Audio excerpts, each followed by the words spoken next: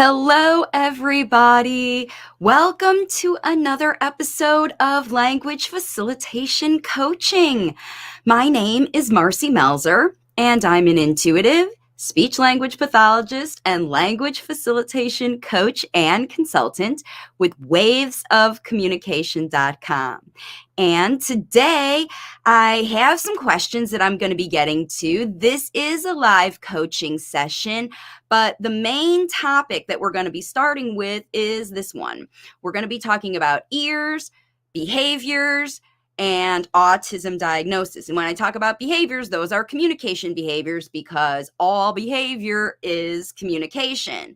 So today I have a ton of information for you, including some answers to questions that I received on some previous Q&As. So I'm going to get to those today. And yep, so this is your opportunity. Now, I'm just going to let you know that this channel is unique to other speech-related platforms because I am here to equip and empower true language facilitators. And a true language facilitators, you use your own intuitive understanding of the physical, environmental, and emotional / mindset issues surrounding the problem that you are facing now with the late talking child in your life to help you take your next best action. I'm not here to tell you what to do. I'm not here to tell you what to think. I'm here to give you information and provide resources to equip and empower you to get it done. So also just want to say welcome and thanks for joining me. I'm playing around with my green screen today because we've got St. Patty's Day. So get your notepad out because we're going to be doing some big discussion here talking about the next situation. And this is a coaching session, which means that you are involved, right? So if you have questions about this topic or another topic, in the comments of this video, and this is effective whether you're watching live or on the replay, because again, at the end of this video, I'm going to be getting to 3 or 4 questions, depending on how fast I get through this coaching part, from parents who have been asking me questions in other videos. So if you're one of those parents, definitely stay tuned to the end so that we can get to those coaching questions. Okay, now, let's get into today's topic, which is about the ears and the autism diagnosis and stuff. So what everyone needs to understand, and I know this because of my experience working with late talking children for decades, okay? And I know because I've seen all the diagnoses, I've seen whatever, and it's not much different now. If we're talking about a physical root cause for late talking, the number one reason for the late talkers to be delayed, especially if there is no other thing that's evident. They're not premature, they're not born with a chromosomal issue. Otherwise, the child looks healthy, but there is potentially a physical root cause because we're looking at physical, environmental, and emotional reasons. And the number one reason that toddlers are late talking, the most common, I should say, I don't want to say number one, I'm going to say most common, is this ear fluid / infection situation and a child's reaction to the experience. So remember, the majority of kids who are physically restricted, blocked from speech delay, and from a physical situation, this is happening, and it causes them to display these communication behaviors of pain, frustration, and failure. Because when there is a blockage to hearing that is not from birth and is coming and going because of infections and pain and fluid that's blocking hearing, the result is pain, frustration, and failure at some level of all of those things. So remember that if a late talking child is experiencing those things and they don't have a spoken language to communicate it, they're going to be using behaviors, communication behaviors to communicate these things because they are experiencing them with this ear fluid. And remember, the majority of kids have had this. And if you know that there's ear fluid in your child's head, because you've done evaluation, you've gone to the ear, nose, and throat doctor, you've seen those things, then you can be sure that the behaviors you are seeing could be communicating pain, frustration, or failure. All right. Now, the other thing that parents need to know before I get even into the 5 special tips that I have about this is this it right here. And this is true for every late talking child, no matter what's going on, but especially if they have any kind of physical blockage to their late talking. If they have a tongue tie, if they have a cerebral palsy, if they have any kind of physical blockage to their late talking, they need you to understand them so you can help them because they are experiencing these blockages and they need you to help them because they're blocked. It's physically blocked. They need help. They need assistance. They need accommodation. They need something. And so these communication behaviors that work when they do a certain thing, even the tantrums, even the pulling at their head, even the whining, the crying, the whatever they're doing to get you to respond to their needs. If you are responding, then they're going to keep practicing and they're going to turn that communication that works, communication behaviors that work. They will turn them into their habitual functional language. And they like this language and it's useful for them. So they have ownership of it. They have developed it. They've trained you to understand it. And this is true for every physical blockage,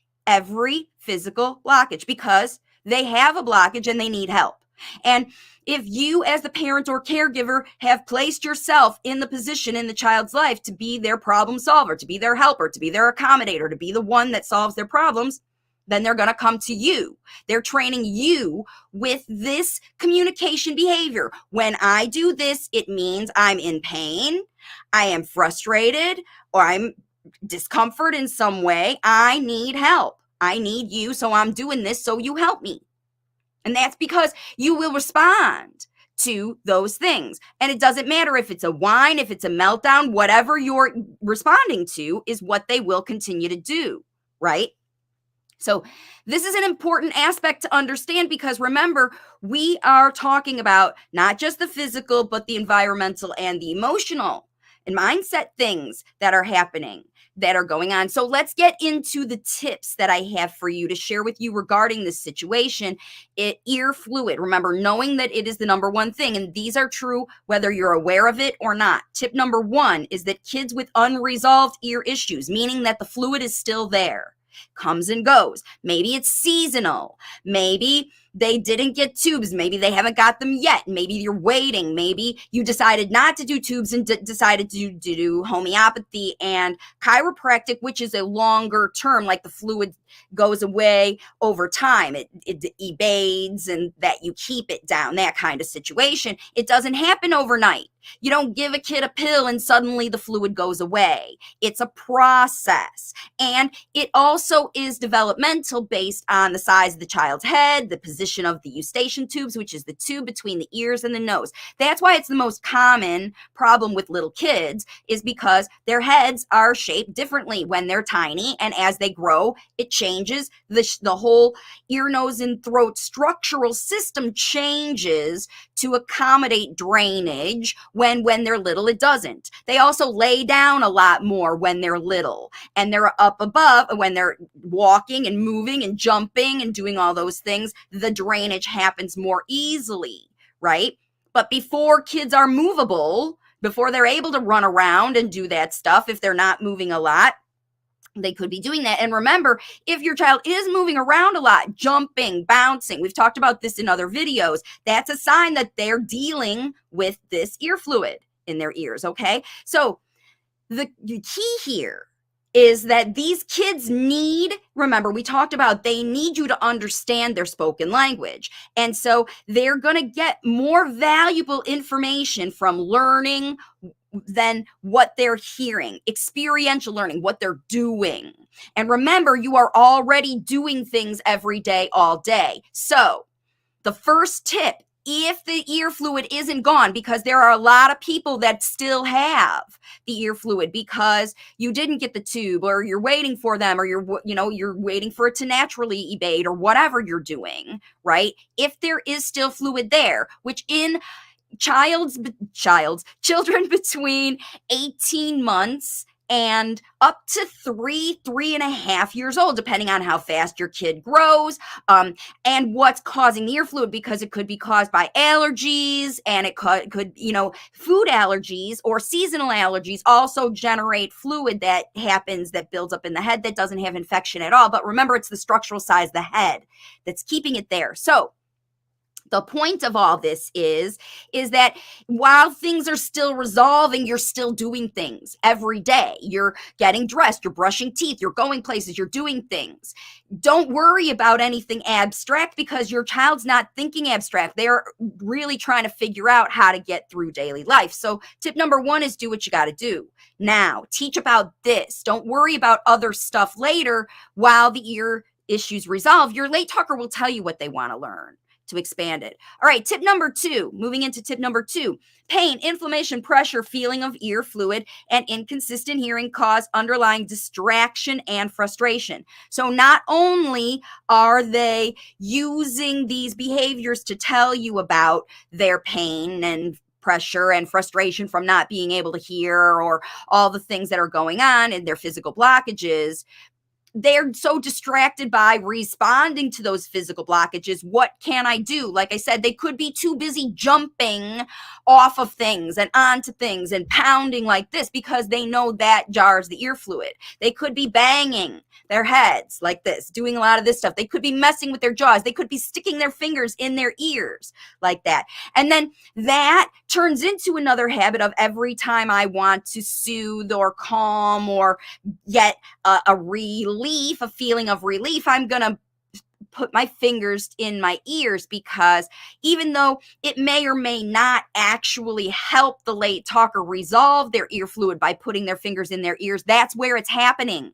They're touching it. They're communicating with their hands that this is where the problem is. Now, the problem could be resolved and they still have those behaviors because, remember, it's bothering me. It's bothering me. It's bothering me. It's bothering me.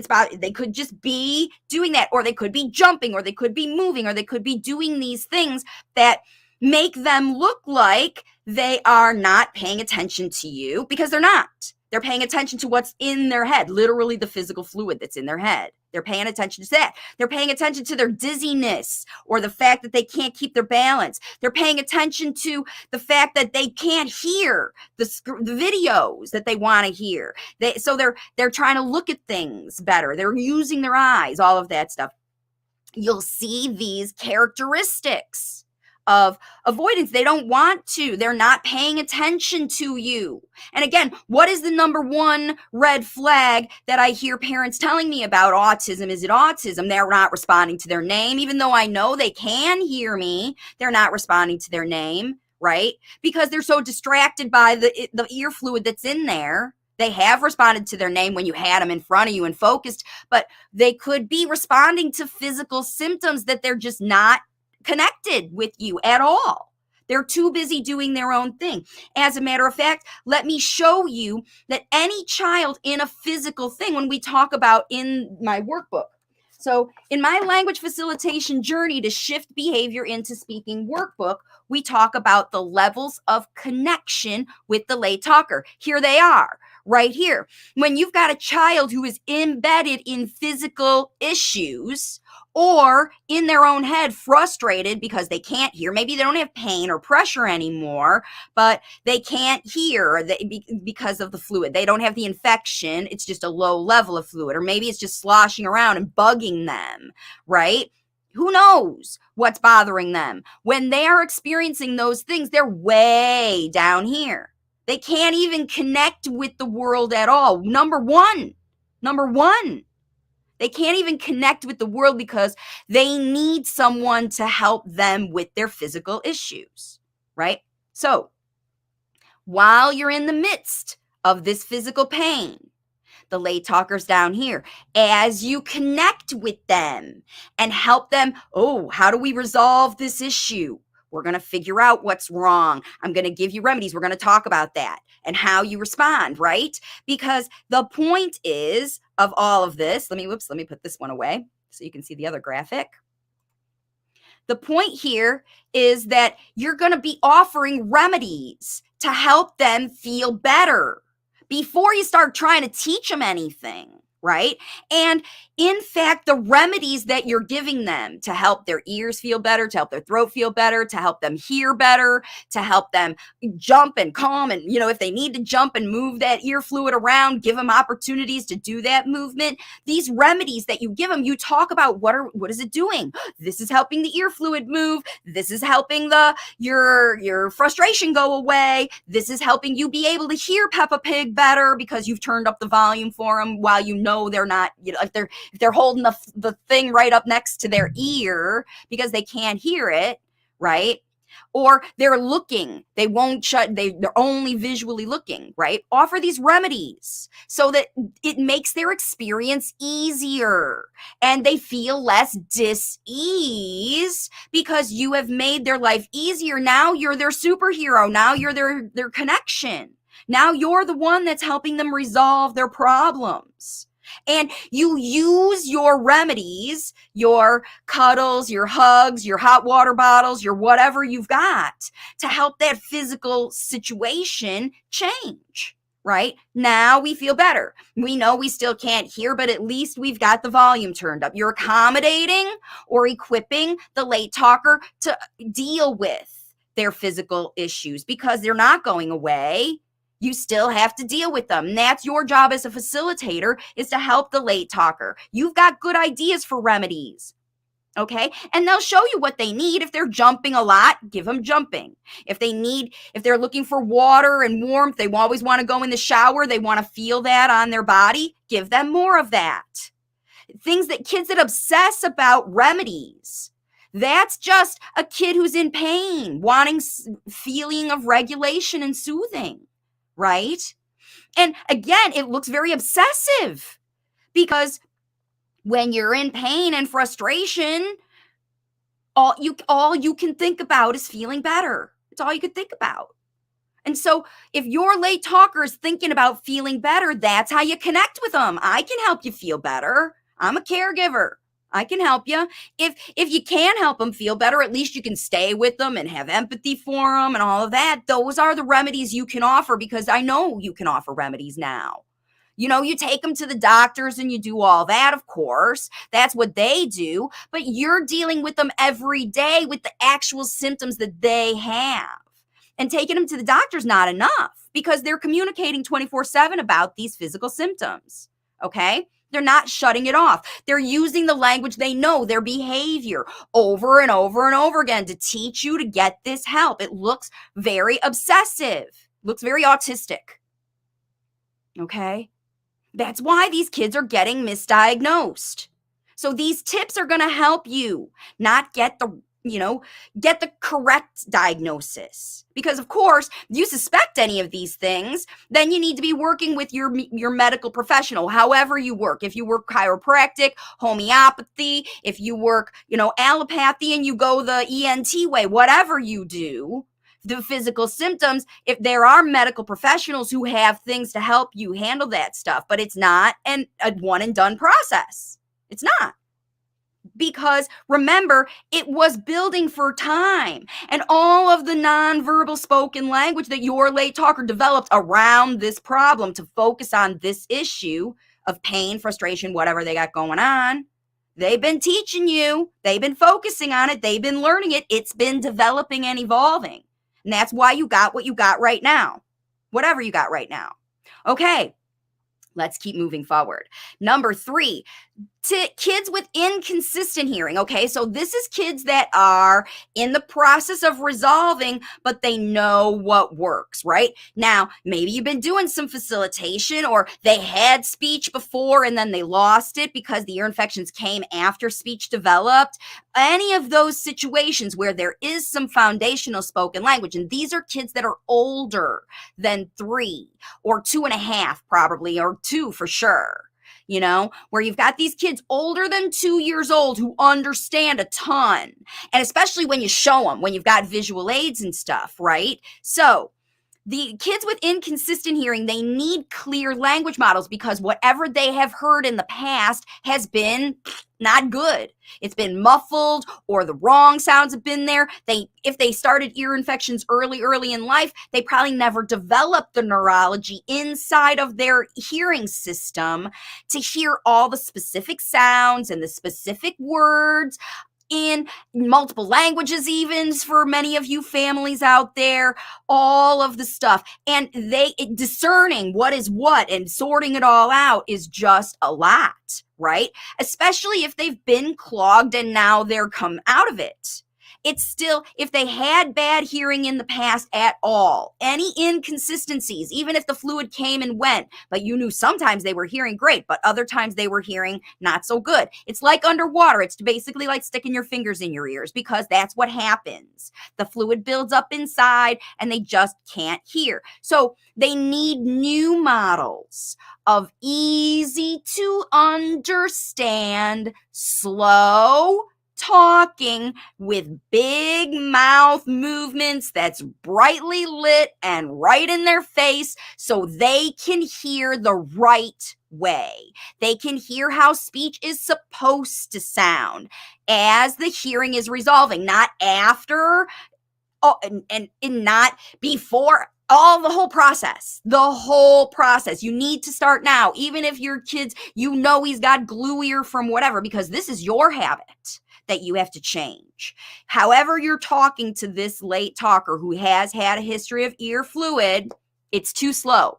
It's too much. It's too big. They can't pick it all up. They're just trying their best to understand and use their visual aids to help them. So use real clear talking with many language models, repeated, not in the moment, but in the situations. That's why I talk about using the stuff you do every day, because you can talk about toothbrushing in 100 different ways and you get the chance to do it once or twice a day, however often you brush teeth in your house, okay? And every day you get that chance to provide the language around that opportunity. You get dressed every day. You eat every day. You ride in the car every day. You go outside every day, hopefully. And all of these things that you do every day, your late talker will learn over time as their hearing resolves, as you get that fluid done. And it can't be the same old fast speech because remember, the first part of it they missed because their hearing wasn't as good. And even after their hearing was good, if they were feeling pain, they were avoiding you because they were in their own head trying to solve those internal problems, okay? So it's all about connection and giving the talking that the late talker wants. Slow and clear talking. So every child who has had a history of ear infections is going to potentially, has the very high potential to have very unclear speech themselves. Because with speech, it's garbage in, garbage out. And if they hear muffled talking, their speech is going to be muffled. If they hear loud talking, their speech is going to be loud. If they hear, remember, whatever goes in is helping their brain learn this is what I like. There's deciphering it. Everything they come in, just like you're deciphering everything I say right now. Do I like what she's saying? Does it relate to my situation? Can I use this information? Am I going to be able to take this information and do something with my life? Otherwise, I'm wasting my time watching this video, right? Your late talker's feeling the same way about everything that you say. When you give them information that they can use, that they like, that they feel like they can take and use other places, you've got their attention 24/7. 24/7.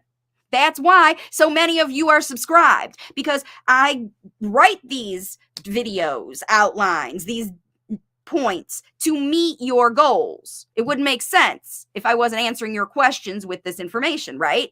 Do the same for the late talker. It's your responsibility. You're the content creator in the language facilitation journey. You are the one that's responsible for laying out stuff that they want to pick up and use and learn, because it's up to them to pick it up. You're not programming them, okay?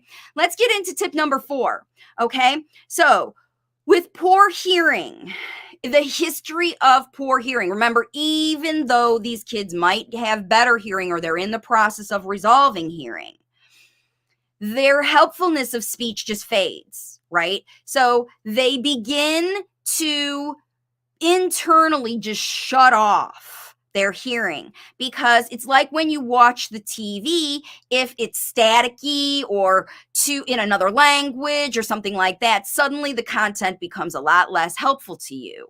And if you are so interested to learn the information, then you'll watch with your eyes. But if not, you'll turn it off completely. Okay? So the helpfulness of talking, you lecturing your late talker, telling them why they got to do this thing and all this kind of business, why you have rules and why they do these things. Most late talkers really want to know that stuff, but not until they get connection level way up high. Okay, let me show you that on this guide here, where I'm talking about connection when we've got a late talker who can understand and follow the basics, right? They understand, they're above the two, like you're letting them know because you're teaching them how to do what they're doing. This is what you need to overcome your physical problems. Now you can connect with me. But here is where they're testing you, you're testing them, they're testing you, you're testing them. Does this work? Is it even useful? If it's not useful, I'm out, right? It's still below the line of functional connection towards spoken language development, because I'm in my own mind and you're in your own mind, and I know what works for me and you know what works for you, and you're trying to get me to do what you want me to do, and I'm trying to get you to do what I want you to do, right? I'm trying to get you to do it my way, and it's my way or your way, and it's separate here, because it's like, if you can't help me, I'm out. And that's why this tip is so important, because it is about establishing the connection, right? You want to show this late talker that your speech models are helpful and fun, and how you show them that is by matching it with the visual things that they're showing you that they want. They're bringing you stuff, they're pointing to it, because they're developing their nonverbal communication. It's important for them that you understand them. So they're going to do more nonverbal stuff. And if you're doing language facilitation, you're saying, oh, you're telling me that you want to go outside now. I'm going to give you the language for that and tell you now why we can go out and why we can't go out and all of that stuff around that time. Okay. But remember, you have to be connected before you can do that why and how and whatever. Because if it's like, you can't go out because I want you to go out, and I'm like, I don't care. I just want to go out. I don't care about your why. I'm meeting a need. And so if you haven't understood how to help that late talker meet that need that they're requesting, instead of saying, no, I need you to do it my way, that's how you're going to maintain separation. My way, your way are two different ways. Our way, the way we move forward is, oh, I understand you want to go outside right now, but it's nighttime and we can go out tomorrow. And what you want outside is connection with somebody. So why don't you come connect with me, right? You want to go connect with your friends because you like it when your friends show you stuff. What if I show you something right now? What if we play some jumping games because you want to go out and jump, because outside is where you can jump and you're feeling ear fluid build up from sitting around all afternoon because I've been working and you've been at home playing, and you need to get out and run around to slosh the ear fluid around. So you go to the door, but now it's too late. It's nighttime and we can't go outside right now, and you got a situation. When you connect with the late talker, you say, okay, you need to move, let's move. And then everybody's happy because the need's met. You just found a win-win situation instead of your way or my way. It's your way and my way. And with late talkers, you have to understand the meaning behind these communication to give them the helpful speech that they're like, oh, well, that's helpful. Now I'll listen to that. And not only is it helpful, it's a lot easier to use spoken language than all of these behaviors they've been using to get you to understand them. But it's only after their hearing starts to return and they can hear a lot of these spoken language models that help you get there, okay? So I've got a lot of comments coming in. Let's see. I see some other things. Okay, so we're gonna get to those questions potentially at the end because I've still got a few more tips to share with you. Right now, the next one I'm gonna share with you is tip number 5 comes after this question. So I've got my first Q&A question, which was the whole reason that I put together this video, and it's this one. So I had a mom, because I've done other videos on this ear infection issue, and why ear infections look like autism and they get misdiagnosed as autism. If you want to know why it happens, you can look at that all those other videos, but now you want to know what to do. So what happens usually when I see in the responses, I'm taking my kid to the ENT instead of the developmental pediatrician and get their ears checked, and then they find suddenly that they've got ear fluid, and then they start working on those issues, the physical issues, and they don't go for those autism diagnoses anymore, but they're still getting brought up. Right? Somebody suggested it in the first place, and they don't stop saying, because your kid is still doing these behaviors, and that's exactly what this happens. Her son's hearing was affected 60 to 70% by ear fluid. Okay? That's a ton. 70% is like pressure, hard pressure on your ears. You couldn't even hardly hear me with 60 to 70% loss. Not to mention the physical symptoms that go with that kind of clogged up head feeling. Yikes. Poor kiddo. However, he had the surgery. Great. And as per the doctor, his hearing well, right? So no more pain, no more pressure. Child's hearing well. 45 days after the surgery, he still has the autism behaviors. Is this normal? Now we know, based on tips 1 through 4, I guess, that we've talked about now, is that it is normal. Because remember, the behaviors that someone else is taking out of a language communication context, and they're putting them on a list, comparing them to other kids, looking at these other things. That person does not understand how to connect with this child and understand how they are communicating. They also have not taken into consideration the fact that this child did not hear. They didn't hear. So any child who cannot hear for a period of time is going to have a spoken language delay. And any child who cannot hear and has a spoken language delay is going to use nonverbal communication to communicate their wants and needs. And by however old this child is, 2, 3 years old, I don't know how old this child is, by this time, this late talker has developed a significant nonverbal. In 45 days, you can develop a language. Because I know it happens in my program all the time, because people drop it in that period of time. And so that's what needs to happen here, is that just because you have the flu and just because you do the homeopathy, just because you take your kid to the chiropractors and you do the surgeries or whatever to get the fluid out, who's working on this whole process of nonverbal language development that the late talker's been in, not to mention their lack of connection with the language facilitator?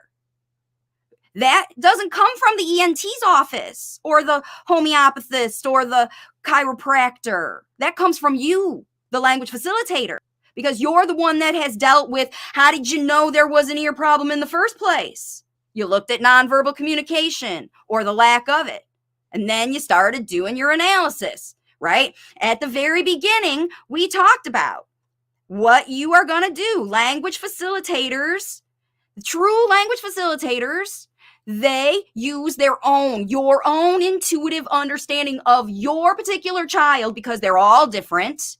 The physical, environmental, and emotional mindset issues surrounding the problem.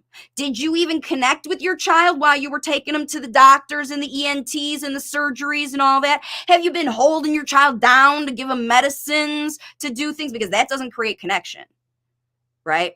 Have you had to do things? Did you have a misdiagnosis situation and you started treating your child like or other people did, started treating your child like they were not intelligent and try to force them to do things or whatever? You know what got you to where you are right now. And I promise you, it's not just ear infections or ear fluid. Okay? It's not. They're environmental and mindset things that happened that got you to where you are right now. So, tip number 5 that you need to know, no matter what physical cause of your child's late talking, that all kids, late talkers included, because remember, late talkers want to learn to talk. It's not like you're teaching them something they don't need. They need communication. They absolutely want it to be easier. But talking's hard for them. And that's why they avoid it. That's why they pick up. That's why they teach you their own language. And if you're ignoring that language, that means that late talker can't rely on you. They will find the ones that will respond. You know this. You know who they will respond. And in fact, if you don't respond, they'll keep doing it until you respond. They'll make you respond because remember, you've been trying to make them do stuff and they learned it from you. Okay? So kids will repeat and practice words that they love before words that they need. So if you want to get them in, sneak them into the idea of, hey, speech is easy. It's all about this. If it isn't fun, it isn't fun. Holding kids down, putting kids in places, making them do stuff they don't want to do, making them say words they don't want to say because you want them to say it or anybody else wants them to do it, to get a high five, to get a candy bar, to get a whatever they get. It isn't fun. It's work. And if it isn't fun, it isn't fun for these kids. End of. But the great news is you can make it fun. You can make speech fun by using the tools that I'm giving you right here on this video right here. Keep first topics fun and useful. Like we talked about, just model the language for the stuff that you're already doing. Just even make it fun. So you're using toothbrushing, make it fun. You're using walking around the house, make it fun. You're using cleaning up, make it fun. Make it fun. You have to make it fun because if it isn't fun, it isn't fun. And the late talker won't pick it up. And remember, they will not pick it up unless it's either traumatic or fun. Okay? So, that kids do learn from trauma. It just is not fun. We all learn from trauma, right? No, I won't do that again. You fall down, you make mistakes, you do whatever. But it doesn't make sense to cause trauma to a child for learning, does it? Especially when you have fun as a choice. So you do. You absolutely do have a choice about making this process fun or not. That's up to you. Because you keep your first topic fun with songs, change the tone of your voice, maintain super stuff, and then guess what? Now you're interesting enough to learn new things. Just like me making this video for you, right? You wouldn't show up and watch unless it was useful, at least entertaining. I don't know. I got my green screen going today, causing you to make you smile about the process because look, this is the child that you love. This is your baby. You want to help them be the best that they can be, right? But it's the same if you do it and then you create the result. Look what I made my kid do today, right? Now you got to make them do that every day in order to see that result. But when you equip them and empower them to do it themselves, they do.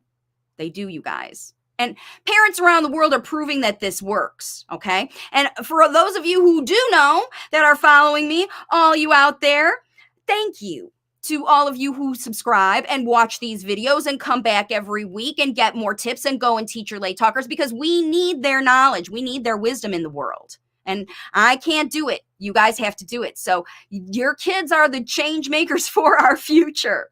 So share the info about waves of communication with other people. Just share what you're doing. Share it with your therapists. Share it with your colleagues and friends. If they say, aren't you going for that autism diagnosis? Say, nope, I'm doing it instead. I'm doing it myself, right? I don't need that other stuff to help me facilitate spoken language.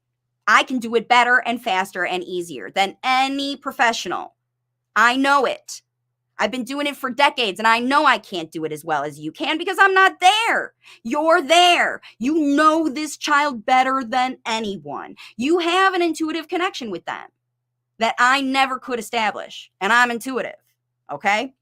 So, let's just talk a little bit more about the questions that I had that came in over the past couple weeks. So the first one is from Brooke, and she says, what usually causes babbling in an 2.5-year-old, only babbling with occasional words and lots of babbling? Okay, so this situation happens. I'm going to go ahead and pull out this same connection thing in the language facilitation workbook, and this comes from my 11-week journey to shift behavior into speaking, available on Amazon in print, and if it's not available in print where you live, it's available on Kindle, so you can get it. See these charts, follow these charts, record your connection every day. The reason that a 2-year-old would have only babbling and occasional pop out words is because they are self-directing their speech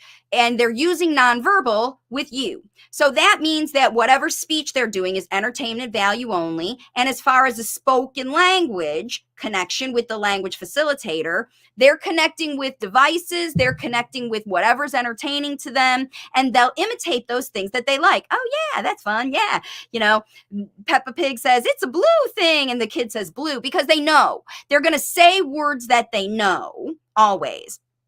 So the connection level here is, and with a 2-year-old that's doing their own thing and babbling, is still here at number 3, where they're still busy trial and erroring, testing. In fact, here at the expression level, let's talk about this. This is the levels of functional spoken language. Oops, this is understanding. Never mind, not this one. It's this one right here. It's this one, expression, functional spoken language expression. Right here, where your late talker is maybe somewhere between the 2 and 3. Because with you, they know how to use nonverbal communication to get you to do things, and you're responding to it. And it's working just fine. That's a comfort zone. And then here is where they're like, oh, I like that word. So they'll say it occasionally and do that and parroting what they hear. So your child right now is between a 2 and 3. And always how you improve this is by improving this connection. You always improve expression through connection, because remember, just like I talked about in this video, you're going to be connecting about the things your late talker likes, because remember, they're going to talk about the things that they like before the words that are useful for them. And so while you're talking about fun things, you're also providing the useful things, because remember, they learn these things, they understand.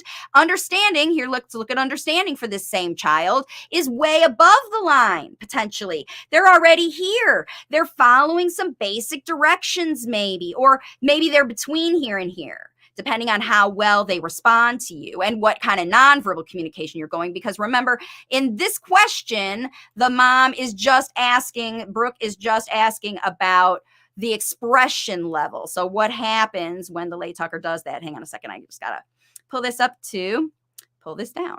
All right, let me put these guys away.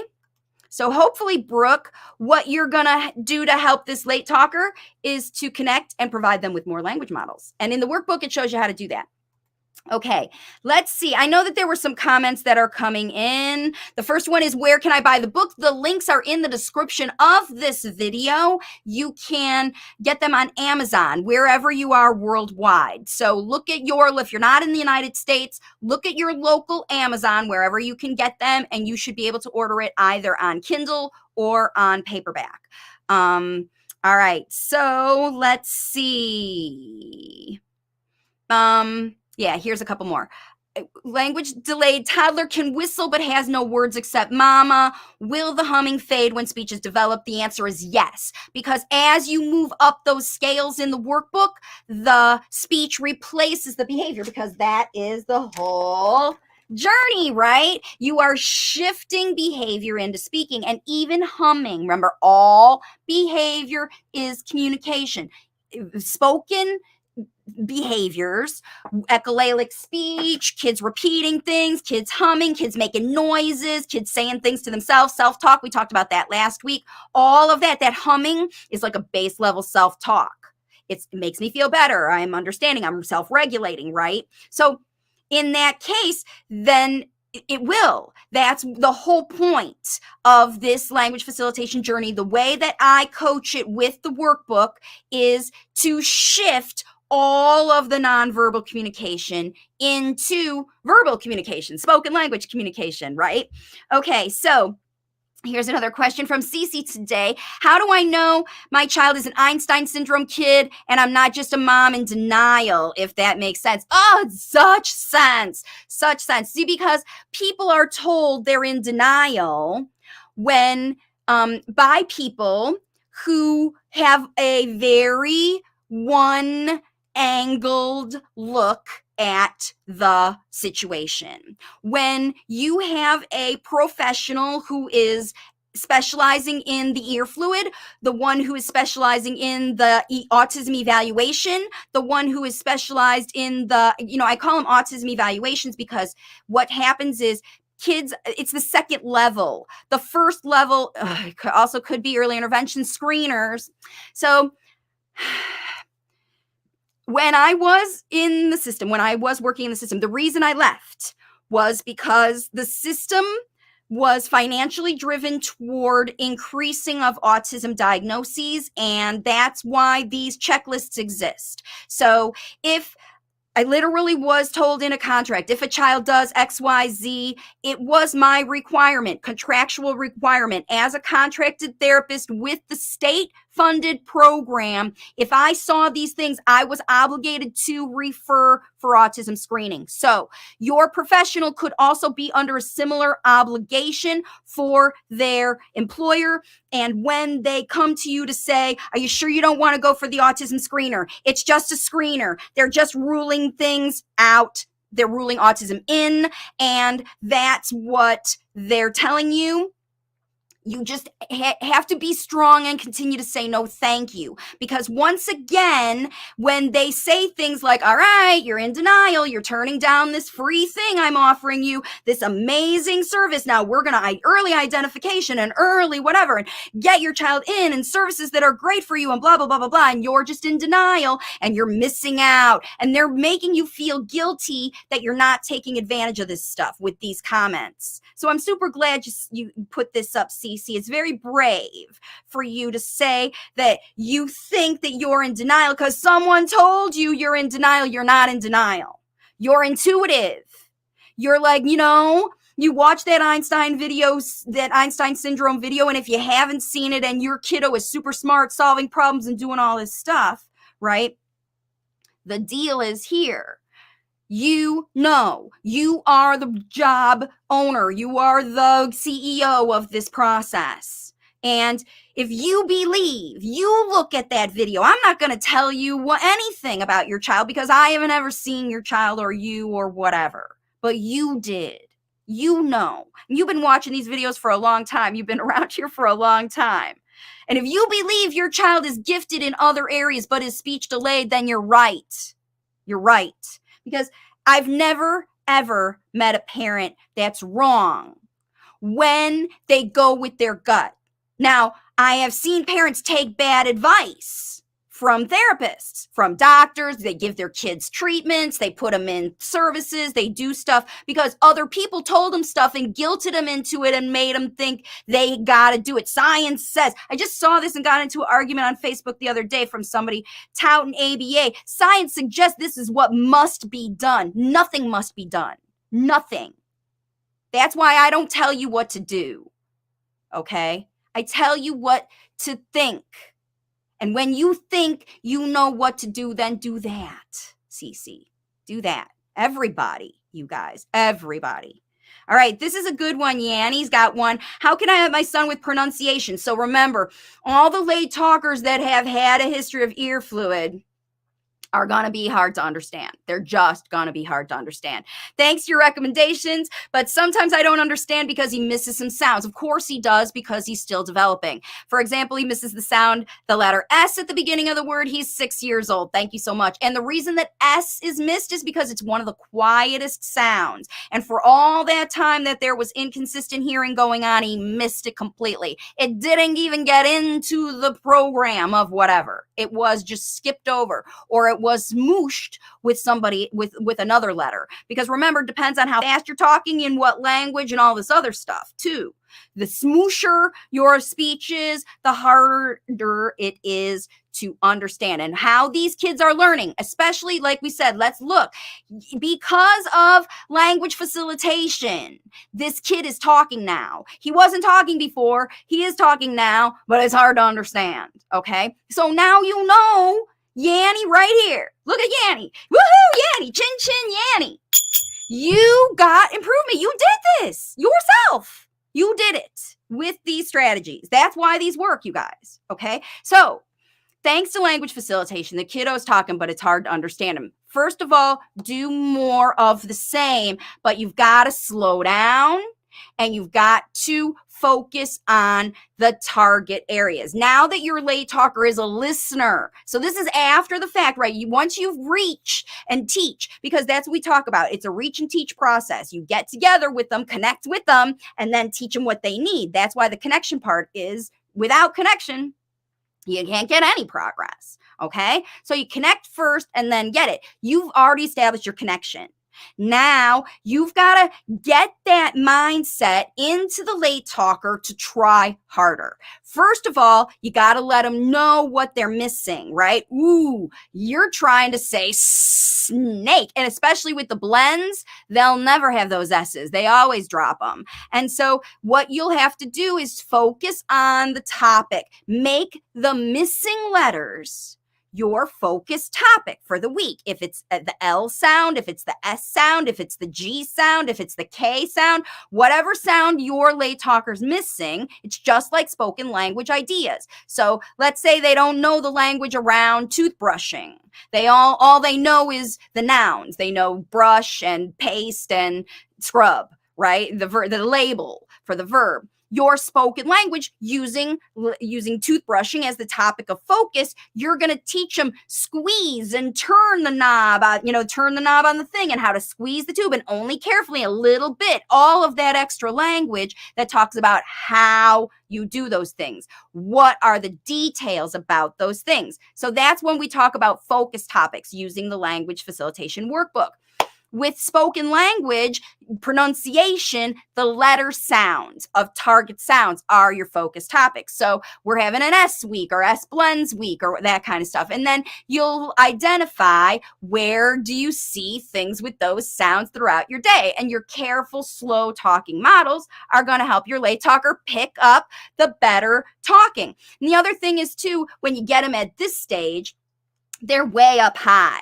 So let's talk again. Let's look again at this connection when we talk about a child like Yanni, who has been working really hard with her late talker. They're constantly above the line, right? She's way past, this is comfort zone. Here is her late talker's happy about learning things. She needs to get him way up here where he is independently trying harder to improve his speech, not just say the same things, comfort zone stuff, to get what I need and get things and whatever. That's probably where he is right now. And you want more effort to get better speech. We always want more effort to get better speech because this is an evolutionary process that never stops. So that's how you're going to do, is keep doing this. And you always keep increasing this connection by providing the language models that your late talker needs and keeping them fun, and then focusing on the topics that you want. So if they love animals, then you're going to have S-related animals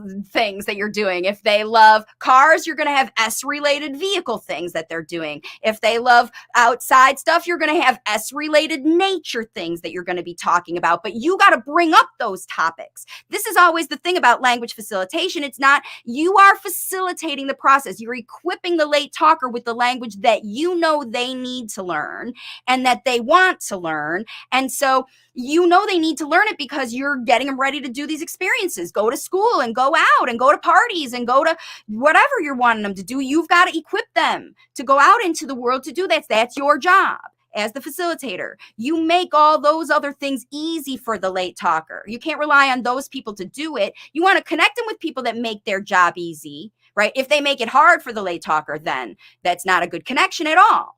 But again, the process of shifting the connection from you to someone else, that's your responsibility to facilitate that transition as the language facilitator. And then you pick people who will be a good guide, a good person like that. So if you find a speech therapist for kids that have speech sound problems, remember, it's not about the flashcards and the drill and the practice over and over and over and over again, which is a lot about what's going on. You really need to get into functional practice with things they're doing. If your kids love books, use all of that.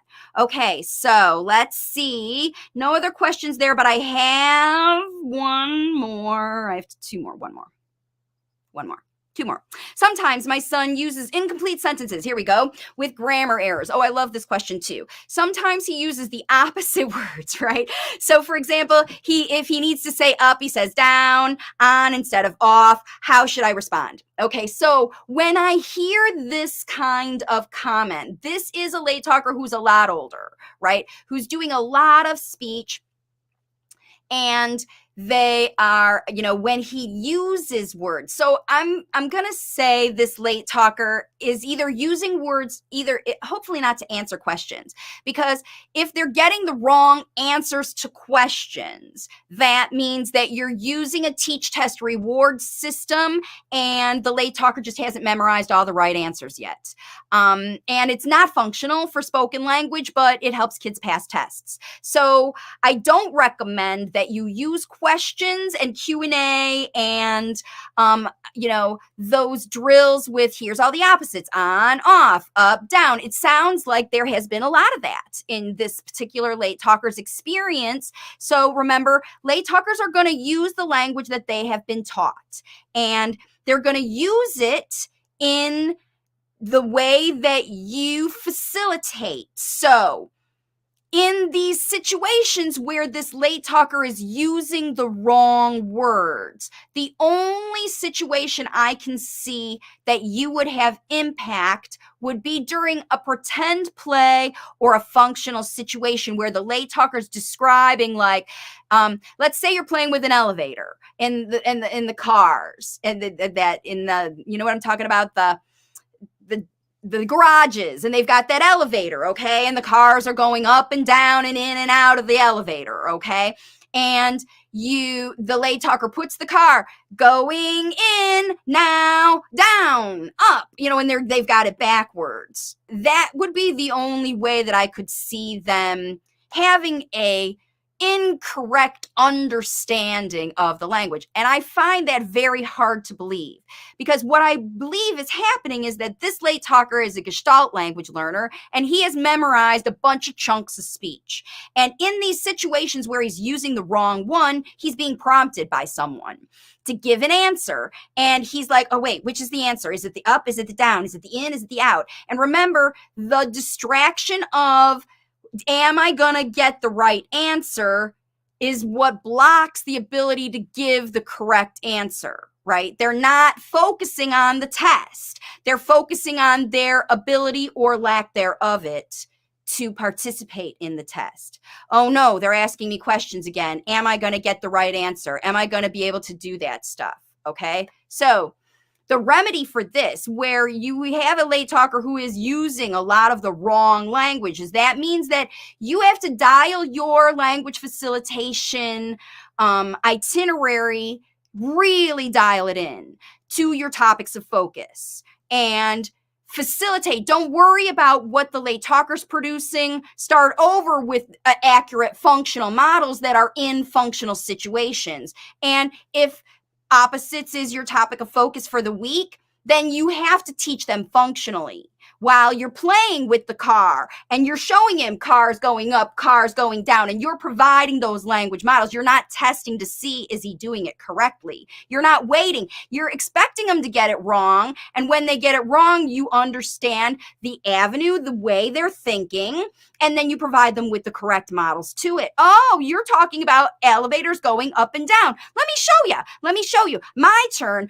Cars going in, cars going up, cars going down. You try it. Now it's your turn. You try it. And always give a demonstration or explanation, because they're just making mistakes.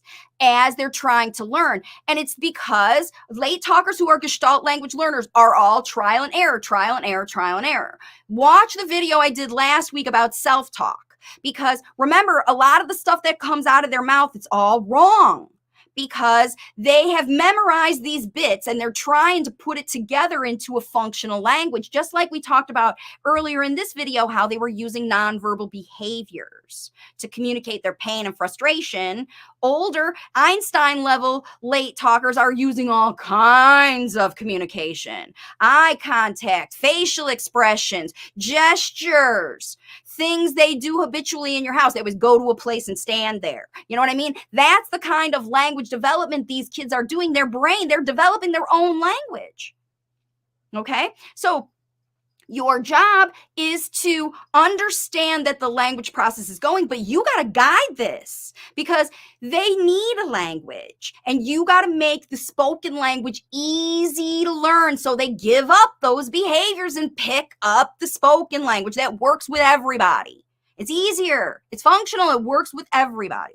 So it's all about keeping your models into the functional things that are going on, okay? And that is how you're going to move forward. I know I'm over my hour, but I do have one more question I want to get to really quick, and that is this one. Charlie started using signs with his hands. Not to me just yet. He's picked this up from the Wiggles. Now, remember, kids who have ear fluid issues could be picking up a lot of gestures.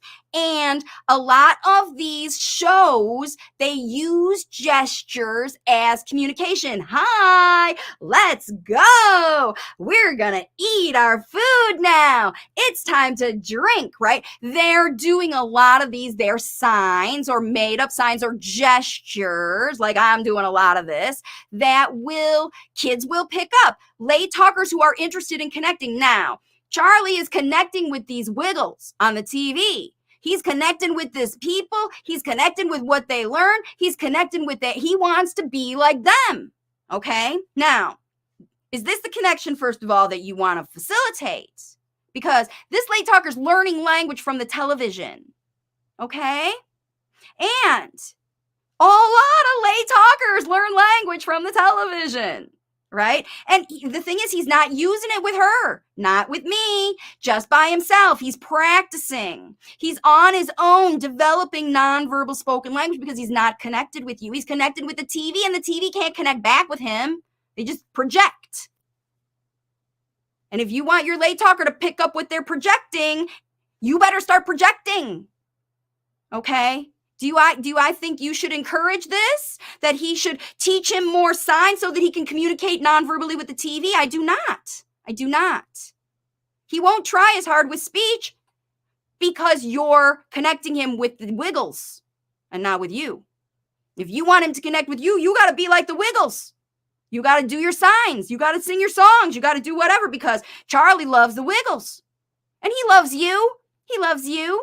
But you can't pass off your language facilitation responsibility to the Wiggles or anybody else. The speech therapist, same thing. Your kid could be learning signs from the speech therapist, and then at home they're playing around and doing it. Do you want to teach them nonverbal speech, or do you want to replace their behavior into speaking?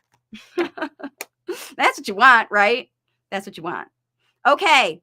That's it for now. Thanks, everybody, for joining me today. What a great Q&A session. A lot of really valuable information to help you move forward. You guys are it. You're the ones who are responsible for the language facilitation journey. Be sure to join me next Thursday. Every Thursday, I do live Q&A right here, wherever you're watching me on Facebook and YouTube. If you've got questions you're watching on the replay, please post them in the comments. Even if you like this video, the comments really help the YouTube channel get out there. So I really love it when you just say hi and tell me that this worked for you and tell me that you're on the right track, and join me next week for a live Q&A. Okay, everybody? Don't forget, Happy full moon. Oh, my last bit. Sorry, I got to do this because I made this beautiful graphic for all you. Happy everything. We've got all these holidays happening now. We've got the full moon. We've got the equinox. We've got Purim. We've got Lent getting ready, rolling up for Easter in a couple weeks. We've got Holy. We've got St. Patrick's Day, Aries season, springing. All of these things are happening. It's the perfect time to get yourself going. Head over to Amazon. If you haven't got this book yet, you are missing out. It teaches you exactly how to do it. Hold your hand all the way through it. Then you can come back on Thursdays and join it. And if you really want some good reading to understand why it's happening and what's going on, if it isn't fun, it isn't fun. All of them are available on Amazon. Thanks again for joining me, everybody. I will see you all on my next video. And bye for now.